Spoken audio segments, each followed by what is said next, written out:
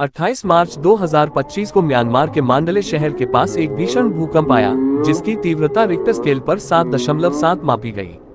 इस भूकंप ने न केवल म्यांमार में बल्कि पड़ोसी देश थाईलैंड की राजधानी बैंकॉक तक में भारी तबाही मचाई। इसी दौरान ली गई एक तस्वीर, जो एक्स पोस्ट में साझा की गई है, में बैंकॉक की एक ऊंची इमारत की छत पर बने इन्फिनिटी स्विमिंग पूल से पानी नीचे की ओर झरने की तरह गिरता हुआ दिखाई दे रहा है। यह नजारा भूकंप के तेज झटकों का नतीजा था, जिसने इमारत को हिला दिया और पूल का पानी बाहर की ओर बहने लगा। इस भूकंप के कारण बैंकॉक में कई लग्जरी होटलों को भी भारी नुकसान हुआ। वॉल्डॉर्फ एस्टोरिया होटल के 16वें फ्लोर पर बने पूल डेक से पानी तेजी से बह गया और इमारत को संरचनात्मक नुकसान पहुंचा। इसी तरह बैंकॉक मैरियट मार्क्विस के 9वें फ्लोर पर स्थित पूल पूरी तरह से खाली हो गया, क्योंकि पानी कुछ ही पलों में नीचे की ओर बह गया। एक चश्मदीद, जेम्स चेन, जिन्होंने BNYANG होटल में इस घटना को रिकॉर्ड किया, ने बताया कि पानी सचमुच किनारे से झरने की तरह नीचे गिर रहा था। मैंने पहले कभी ऐसा कुछ नहीं देखा।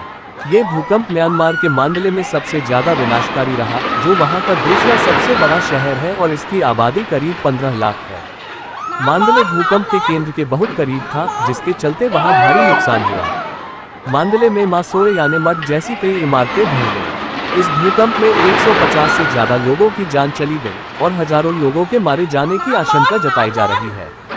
म्यांमार में पहले से ही विस्थापित लोगों की संख्या ज्यादा है और राहत कार्यों की कमी के कारण स्थिति और गंभीर हो गई है। संयुक्त राष्ट्र ने दक्षिण पूर्व एशिया में राहत कार्यों के लिए तुरंत मदद शुरू करने की बात कही है। बैंकॉक में भी इस भूकंप का असर साफ देखा गया। वहां कम से कम 9 लोगों की मौत की खबर है और एक टावर ब्लॉक के मलबे में बचावकर्मी लोगों को ढूंढ रहे हैं। भूकंप की गहराई सिर्फ 10 किलोमीटर थी, जिसके कारण इसके झटके और ज्यादा तीव्र महसूस हुए। बैंकॉक में 1.7 करोड़ से ज्यादा लोग रहते हैं और वहां ज्यादातर लोग ऊंची इमारतों में रहते हैं, जिसके चलते खतरा और बढ़ गया। इस घटना ने एक बार फिर प्राकृतिक आपदाओं की अनिश्चितता को सामने ला दिया और ऊंची इमारतों में भूकंप सुरक्षा को लेकर सवाल खड़े कर दिए। एक्स पोस्ट में यूजर्स ने इस घटना पर अलग अलग प्रतिक्रियाएं दी।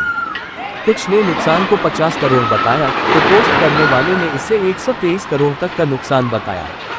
कुछ यूजर्स ने कहा कि पैसों की भरपाई हो सकती है, लेकिन जान का नुकसान नहीं।